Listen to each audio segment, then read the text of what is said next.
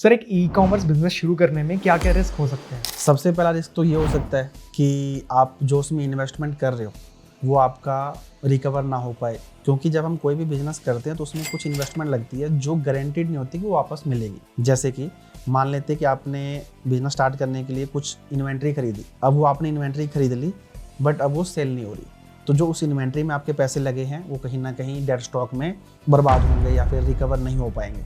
ठीक है, dead stock है? डेड स्टॉक वो होता है जो इन्वेंट्री आप खरीदते हो सेल करने के लिए, लेकिन वो सेल नहीं होता। कई बार ऐसा भी होता है कि सेल हो गया बट वो आरटीओ में आपके पास वापस आ गया। ठीक है, तो ये एक मैंने देखा है कि, और देखा भी है और खुद भी एक्सपीरियंस किया है कि कई बार ऐसा ई कॉमर्स बिजनेसेस के साथ प्रॉब्लम होती है कि जब कोई चीज़ बिक रही होती है तो मोटिवेशन में बहुत सारा वो सामान खरीद लेते हैं, क्योंकि सेल हो रहा है तो कोई भी पर्सन चाहता है कि ज़्यादा से ज़्यादा सेल हो, ज़्यादा से ज़्यादा हम प्रॉफिट कमाएं।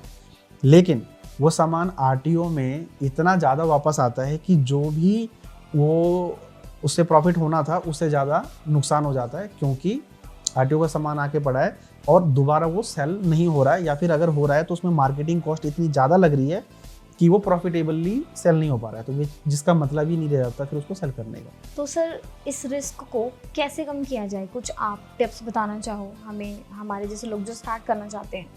अगर इन्वेंट्री रिलेटेड मैं बात करूं तो उसका सॉल्यूशन पहला तो यह है कि स्टार्ट विद ड्रॉप शिपिंग।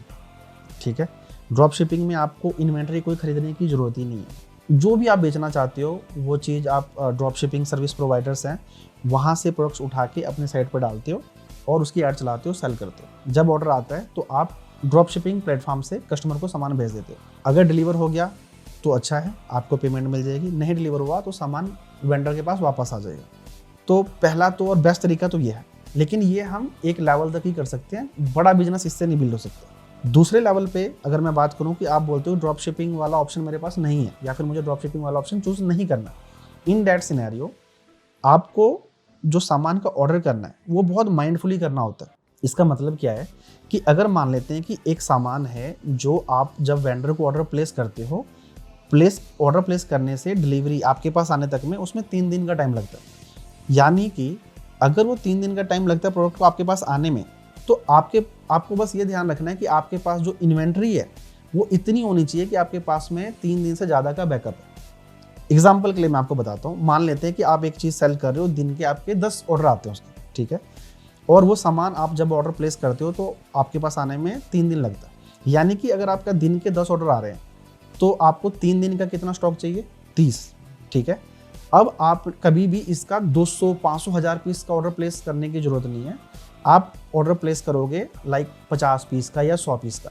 अब 100 पीस का आपने ऑर्डर प्लेस किया, 100 में से आप सेल करते गए, जैसे ही आपके पास में 30 रह गया तो आपको पता है कि ये 30 मेरे यार 3 दिन में ख़त्म हो जाएंगे, तो आप जैसे 30 रह गए आप दोबारा उसको ऑर्डर प्लेस कर देते हो 50 पीस का या जितना। आउट ऑफ स्टॉक होने से बचाना है अपने आप को ना। हाँ, आउट ऑफ स्टॉक होने से भी बचाना है और बहुत ज़्यादा स्टॉक खरीदने से भी बचाना है, क्योंकि बहुत ज़्यादा स्टॉक खरीदने में प्रॉब्लम ये होती है कि आज हो सकता है आपकी चीज़ की सेल बहुत अच्छी आ रही है, लेकिन फेसबुक या गूगल जहाँ पे भी आप सेल कर रहे हो वहाँ पे जरूरी नहीं है हमेशा सेल अच्छी आती रहे। तो अगर सेल ऊपर नीचे होती है तो आपके पास में मिनिमम स्टॉक लेफ्ट ओवर बचेगा, और आप ये भी नहीं चाहते कि आपके कोई सामान बहुत अच्छा सेल हो रहा है और वो आपके पास स्टॉक से ख़त्म हो जाए। तो ये दोनों चीज़ों को मैनेज करने के लिए बेस्ट तरीका है कि आप ये देखो कि आपका डेली एवरेज ऑर्डर्स क्या है और वो सामान आपके पास कितने दिनों में आपके पास आता है, और उसके हिसाब से आप ऑर्डर प्लेस करो। जैसे ही आपके पास में उतनी इन्वेंट्री रह जाती है जितना आपके पास में सामान आने में टाइम लगना है, तो उसके साथ के साथ आप ऑर्डर प्लेस करते रहो। नॉर्मली अगर आप आज ऑर्डर प्लेस करते हो और कल ही आपके पास आ जाता है तो आपको सिर्फ 2 दिन का अपने पास में इन्वेंट्री रखने की ज़रूरत है। जितना जितना सेल होता जाता है आप उतना उतना ऑर्डर करते जाओ। मतलब अब हम अपने बिजनेस को अच्छे से अगर एनालाइज करना स्टार्ट कर दें प्रॉपर हर एक चीज़, तो हम इस रिस्क से कहीं ना कहीं 50% तक बच सकते हैं, है ना? बिल्कुल। सर सिरदर्दी नहीं है ये थोड़ी सी, मतलब बट देखा जाए अगर बिजनेस स्टार्ट किया तो सिरदर्दी तो लेनी पड़ती नहीं, है इसका कोई सॉफ्टवेयर, कोई ऐसी कंपनी कुछ तो होएगी जो इसको हर चीज़ के लिए सॉफ्टवेयर करे। टूल्स बहुत हाँ। सारे हैं, बट जब हम बात कर रहे हैं बिगिनर लेवल पे, तो बिगिनर लेवल पे people can not afford to spend money on so many tools and stuff, right? तो इस वजह से मैं अभी जो आपको बता रहा हूँ वो बेसिकली बिगिनर फ्रेंडली बातचीत है।